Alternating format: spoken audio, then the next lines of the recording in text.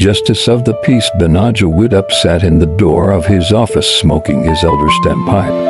Halfway to the zenith, the Cumberland Range rose blue-gray in the afternoon haze. A speckled hen swaggered down the main street of the settlement, cackling foolishly.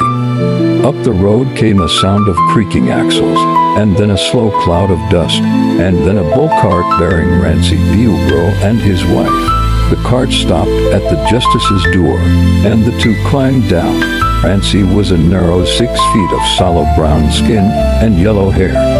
The imperturbability of the mountains hung upon him like a suit of armor. The woman was calicoed, angled, snuff-brushed, and weary with unknown desires.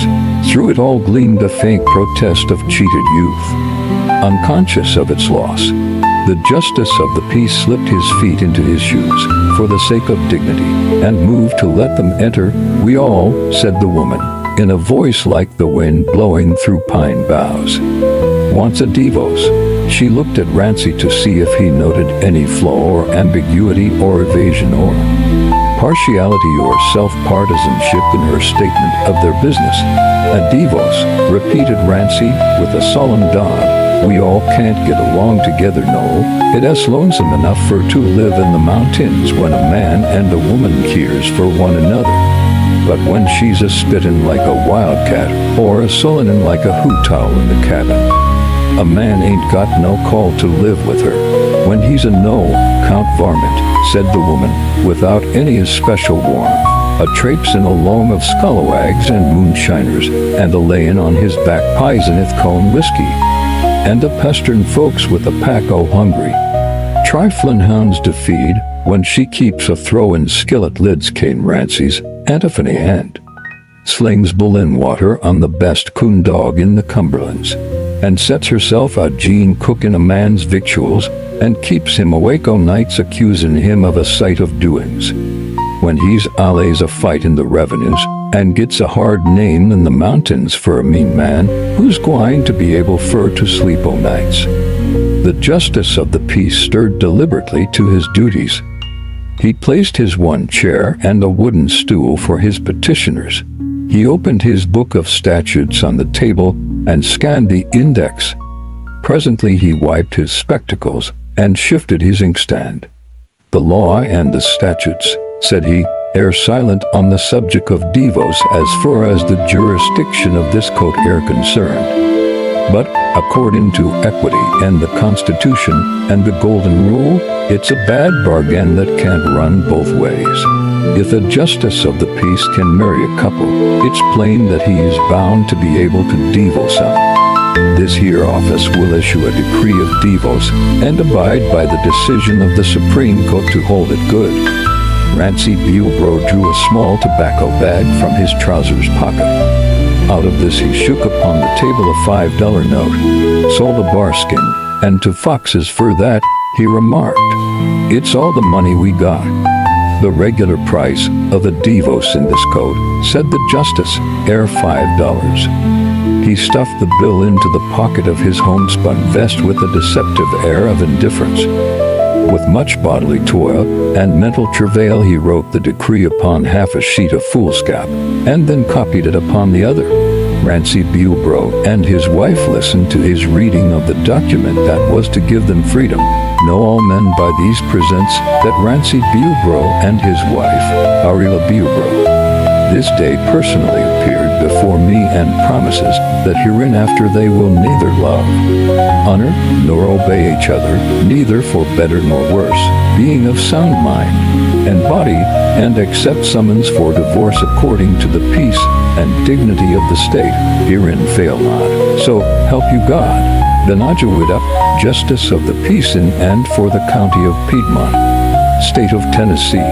The justice was about to hand one of the documents to Ransie, the voice of Ariela delayed the transfer. Both men looked at her. Their dull masculinity was confronted by something sudden and unexpected in the woman. "Judge, don't you give him that air paper yet. 'Tain't all settled, no. I got to have my rights first. I got to have my alimony. 'Tain't no kind o' way to do for a man to divorce his wife 'thout her having a cent for to do with. I'm a-layin' off to be a-going up to Brother Ed's up on Hogback Mountain. I'm bound for to have a pair of shoes and some snuff and things besides. If Rance can afford a divos, let him pay me alimony." Ransie Bilbro was stricken to dumb perplexity. There had been no previous hint of alimony. Women were always bringing up startling and unlooked-for issues. Justice Benaja Widup felt that the point demanded judicial decision. The authorities were also silent on the subject of alimony, but the woman's feet were bare. The trail to Hogback Mountain was steep and flinty. "Ariela Bilbro," he asked in official tones, "how much did you low would be good and sufficient alimony in the case Bethel the coat?" "I lowed," she answered, "for the shoes and all, to say $5. That ain't much for alimony, but I reckon that'll get me to up Brother Ed's." "The amount," said the justice, "and not unreasonable. Ransie Bilbro, you are ordered by the court to pay the plaintiff the sum of $5 before the decree of divorce are issued." "I hain't no more money," breathed Ransie. "Heavily, I done paid you all I had, otherwise," said the justice, looking severely over his spectacles. "You are in contempt of court. I reckon if you gimme till tomorrow," pleaded the husband, "I might be able to rake or scrape it up some more. I never looked for to be a paying no alimony." "The case are adjourned," said Benaja Widup, "till tomorrow, when you all will present yourselves and obey the order of the court, following of which the decrees of divorce will be delivered." He sat down in the door and began to loosen a shoestring.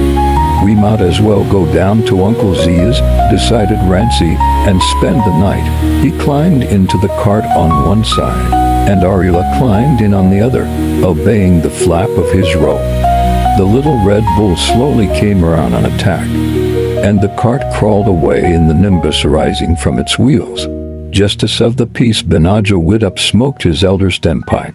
Late in the afternoon he got his weekly paper and read it until the twilight dimmed its lines. Then he lit the tallow candle on his table and read until the moon rose. Marking the time for supper, he lived in the double log cabin on the slope near the girdle popper. Going home to supper, he crossed a little branch darkened by a laurel thicket. The dark figure of a man stepped from the laurels and pointed a rifle at his breast. His hat was pulled down low, and something covered most of his face. "I want you money," said the figure, without any talk. "I'm getting nervous, and my fingers are wabbling on this here trigger." "I've only got $5," said the justice, producing it from his vest pocket. "Roll it up," came the order, "and stick it in the end of this here gun barrel." The bill was crisp and new. Even fingers that were clumsy and trembling found little difficulty in making a spill of it, and inserting it this with less ease into the muzzle of the rifle. "Now I reckon you can be going along," said the robber. The justice lingered not on his way. The next day came the little red bull, drawing the cart to the office door. Justice Benaja Widup had his shoes on, for he was expecting the visit. In his presence, Ransie Bilbro handed to his wife a $5 bill. The official's eye sharply viewed it. It seemed to curl up as though it had been rolled and inserted into the end of a gun barrel. But the justice refrained from comment. It is true that other bills might be inclined to curl. He handed each one a decree of divorce. Each stood awkwardly silent, slowly folding the guarantee of freedom. The woman cast a shy glance full of constraint at Ransie. "I reckon you'll be going back up to the cabin," she said, "along at the bull cart. There's bread in the tin box setting on the shelf. I put the bacon in the Berlin pot to keep the hounds from jitting it. Don't forget to wind the clock tonight." "You are going to your brother Ed's?" asked Ransie, with fine unconcern. "I was willing to get along up thar a fortnight. I ain't saying as they'll pester theyselves any to make me welcome, but I hain't nowhere else for to go. It's a right smart ways, and I reckon I'd better be going. I'll be a saying goodbye." "Rance, that is," if you care for to say so. I don't know as anybody's a hound dog, said Ransie, in a martyr's voice, for to not want to say goodbye, less you are so anxious to get away that you don't want me to say it. Ariela was silent. She folded the $5 bill and her decree carefully, and placed them in the bosom of her dress. Benaja Widup watched the money disappear with mournful eyes behind his spectacles. And then with his next words he achieved rank as his thoughts ran with either the great crowd of the world's sympathizers or the little crowd of its great financiers. Be kind o' lonesome in the old cabin tonight. Rance, he said. Ransie Bilbro stared out at the Cumberlands. Clear blue now in the sunlight. He did not look at Ariela. I low it might be lonesome, he said, but when folks gets mad and wants a divos, you can't make folks stay. There's others wanted a divos, said Ariela, speaking to the wooden stool. Besides, nobody don't want nobody to stay. Nobody never said they didn't. Nobody never said they did. I reckon I'd better start on now to Brother Ed's. Nobody can't wind that old clock. Want me to go back along with you in the cart and wind it for you, Rance? The mountaineer's countenance was proof against emotion, but he reached out a big hand and enclosed Ariela's thin brown one. Her soul peeped out once through her impassive face, hallowing it. Them hounds shan't pester you no more, said Ransie. I reckon I've been mean and low down.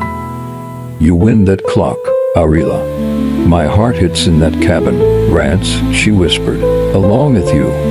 I ain't going to get mad no more. Let's be startin', Rance, so's we can get home by sundown. Justice of the peace, Benaja Widup interposed as they started for the door, forgetting his presence. In the name of the state of Tennessee, he said, I forbid you all to be a defying of its laws and statutes. This coat is mo than willing and full of joy to see the clouds of discord and misunderstanding rollin' away from to loven hearts. But it ere the duty of the coat to preserve the morals and integrity of the state. The coat reminds you that you are no longer man and wife, but are divorced by regular decree, and as such are not entitled to the benefits and pertinences of the matrimonial estate. Ariela caught Ransie's arm. Did those words mean that she must lose him now when they had just learned the lesson of life? But the court ere prepared went on the justice. For to remove the disabilities set up by the decree of divorce, the court ere on hand to perform the solemn ceremony of marriage, thus fixing things up and enabling the parties in the case to resume the honorable and elevating state of matrimony which they desires. The fee for performance said ceremony will be, in this case, to wit $5. Ricla caught the gleam of promise in his words. Swiftly her hand went to her bosom, freely as in a lighting dove. The bill fluttered to the justice's table. Her sallow cheek colored as she stood hand in hand with Ransie and listened to the reuniting words. Ransie helped her into the cart and climbed in beside her. The little red bull turned once more, and they set out, hand-clasped, for the mountains. Justice of the peace, Benaja Widup sat in his door and took off his shoes. Once again he fingered the bill tucked down in his vest pocket. Once again he smoked his elder stem pipe. Once again the speck-led hen swaggered down the main street of the settlement, cackling foolishly.